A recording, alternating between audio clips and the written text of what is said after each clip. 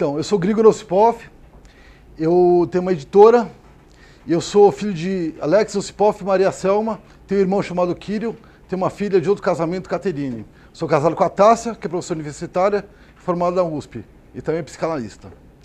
Opa, voltei aqui. Sou filho de estrangeiro, meus bisavós, por parte de mãe, vieram para o Brasil, de 2 locais, com os filhos deles, antes que eles vieram da Armênia, antes que a Turquia invadisse e dizimasse 50% da população. Eles eram de origem síria e armênia. Minha avó italiana é filha de marinheiro que lutou pela independência da Itália, onde apoiou a Itália livre contra Humberto I. Essa é uma parte interessante porque o pessoal não entende, porque tem tanto italiano no Brasil, no resto do mundo. Porque lá era difícil, era triste demais. Então, eles tinham um rei chamado Humberto I, o rei bom, que era tão bom que todos nós temos ascendência italiana, né? Ninguém muda de um país para o outro se não tiver algo forte que o motive. São os avós maternos José Odissean e Leonor Maza. Na parte do meu pai, ele é russo. Minha avó é de Vladivostok, que é aquela do War, né? E meu avô é de Moscou. Então existe Vladivostok. Existe. Minha avó é Meire Nikolaev e meu avô Julius Osipov. Meu avô era dentista. Eles saíram da União Soviética antes de Stalin tomar conta de todo o território. Foram para a China e lá viveram por muitos anos. A Rússia dominou a China no comércio da mesma forma que a Índia foi colonizada comercialmente pela Inglaterra. Após a Revolução Chinesa, todos os russos estrangeiros foram convidados a sair do território. A ONU trouxe essa galera toda, né, de lá para 4 países: Austrália, África do Sul, Brasil e Estados Unidos. A minha avó escolheu o Brasil, pois na escola fundamental lá na Rússia, ela tinha a geografia do Rio de Janeiro, estudos locais, sobre o clima, a formação do povo, fauna e flora. Olha só que louco, isso há 100 anos atrás.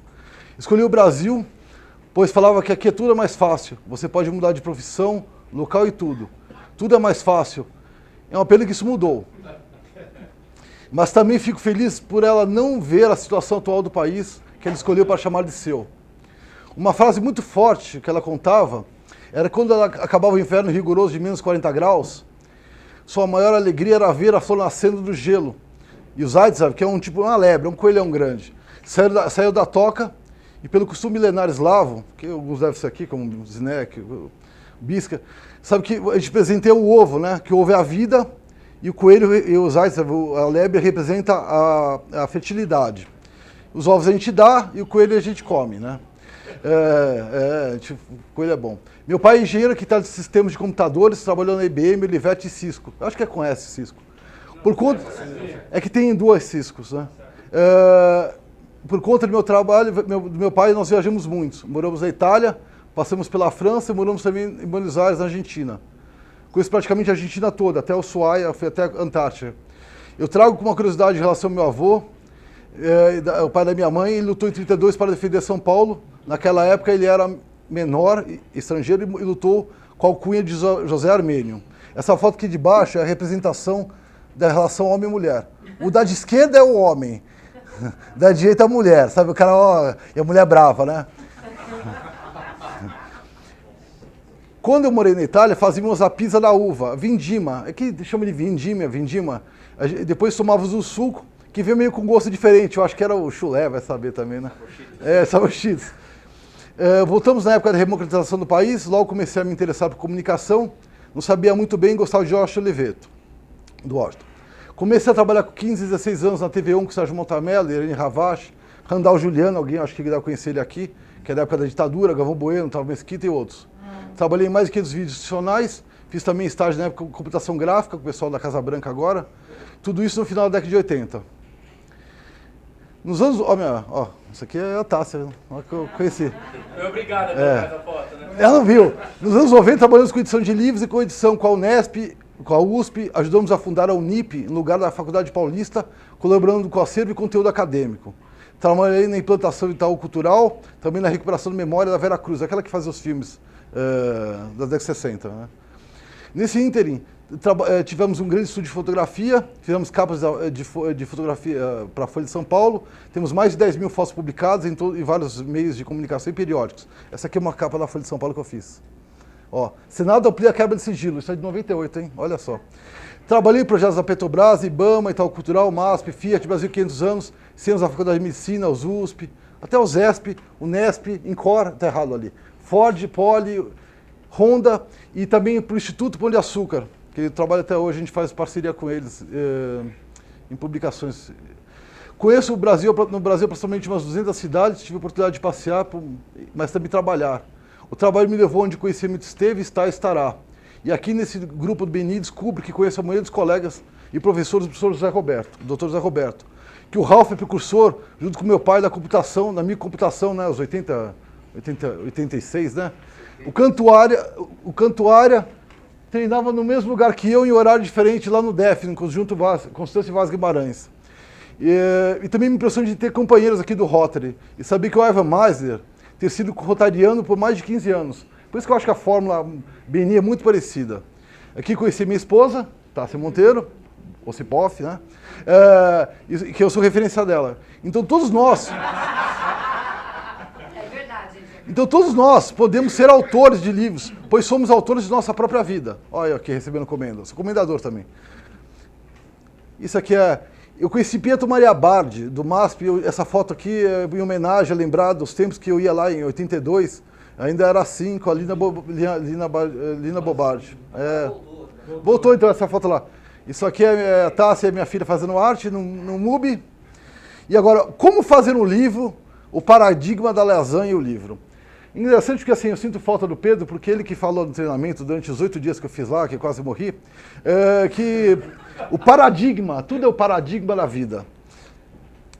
Então as pessoas falam, erroneamente, que quem inventou a escrita, a imprensa foi Gutenberg, e não foi. Foram os chineses há 3 mil anos atrás, entendeu? Eles dizem que foi 1040, esse Bi Shen, mas assim, porque eles já tinham os tipos em forma de carimbo, tá vendo à esquerda ali primeiro? À direita, desculpa. Embaixo, a tipografia chinesa, como são ideogramas, eles que inventaram.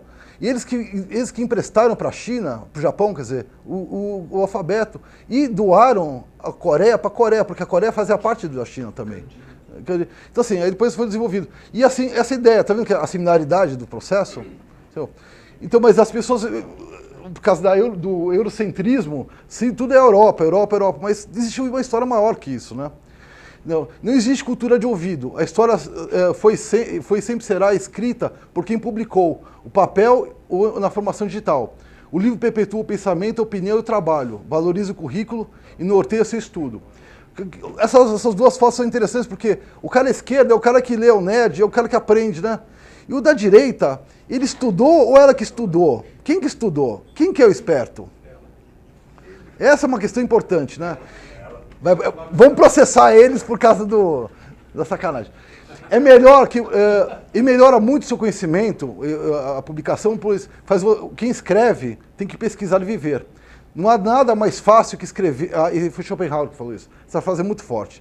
Não há nada mais fácil que escrever de tal maneira que ninguém entenda. Os advogados, os médicos, né? Em compensação, não há nada mais difícil do que expressar pensamentos significativos de modo que todos compreendam. O saber é o princípio e a fonte para se escrever bem. Aí você vê essa comparação muito interessante, né? Quem consegue olhar para cima do muro. Fazendo uma analogia, a lasanha, sendo um livro, a massa são os capítulos e o recheio são os tópicos. Então vou passar uma receita. Para fazer uma lasanha em média com 10 camadas, com 10 capítulos, um livro com 96 páginas, coloque 5 partes de recheio entre cada camada. Você vai ter 5 tópicos. Então você terá 50 tópicos ao todo. Em média, de 20 linhas cada tópico. Então escreva um tópico por dia e terá um livro pronto em 2 meses, sem o calvário. Faça com forno brando. Entendeu? E aí você vai desenvolver. Porque quando você vê que o processo começa a crescer, que o livro começa a dar forma, você começa a se animar. Isso é um diferencial muito grande. É claro que a gente está falando de livro técnico, não tanto romance. O romance ele depende de outros fatores. Desculpa.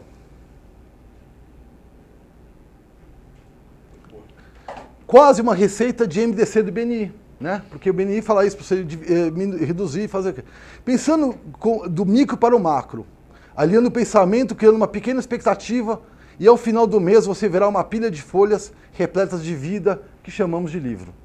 Isso é um pouco do que a gente fez, que é um pouco do que está aqui também, que a gente vai presentear hoje. Espero que dê para presentear todos. Mas não é só isso, é muito mais. Nós te ajudamos a pensar o projeto, ajudamos a revisar e colocar um bom brilho, fornecemos tempero e ingredientes, não trabalhamos com massa pré-fabricada, te ajudamos a dar um norte, pensamos com você a melhor forma de publicar, dimensionamos e damos todo o feedback. Construímos um lançamento. Nós auxiliamos na materialização das brilhantes ideias que estão em sua cabeça, em um suporte palpável, compatível com tudo, que todo mundo pode pegar, sem tocar, mas levarão um pouco de você eternamente. Olha o Alexandre Barros ali. Isso em biografias, livros comemorativos, em empresas, poesias, técnicos de dissertação, teses, analogia ou um monte de escritores contando sua história, os causos, as antologias. Podemos ser um desafio, uma crítica ou até uma verdade. Como na vida, você é o autor, é o senhor do seu destino. Publicamos os livros para aprisionar o tempo, pois queremos muito mais que dinheiro. O mais caro na vida é o tempo, e esse o dinheiro não compra. Venha conhecer o nosso universo de possibilidades e nossos mais de 500 livros publicados. Venha ser nosso autor, nos reverencie, eles te agradecerão pelo sucesso alcançado. Por isso, na CD.G Editora, nós só alimentamos boas ideias. Muito obrigado.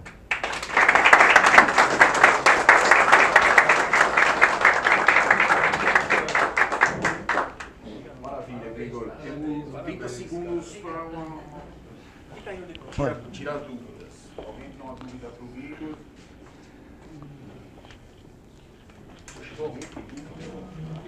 Expliquei bem. Tem a referência já.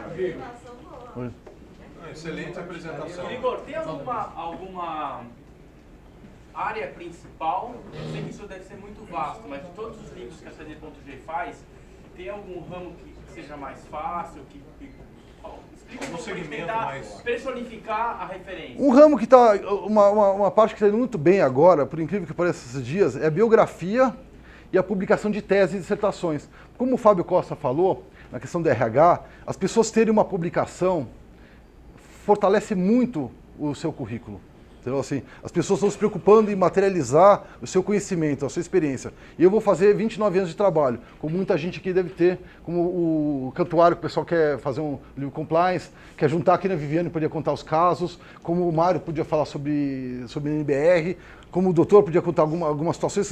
Você tem uma forma de você publicar e você conseguir juntar, como um livro técnico, ou uma biografia contando a sua história, ou se não, juntando. Uma outra parte também que eu gosto muito, que eu trabalhei muito esses anos todos, é memória corporativa. A gente conta a história das empresas.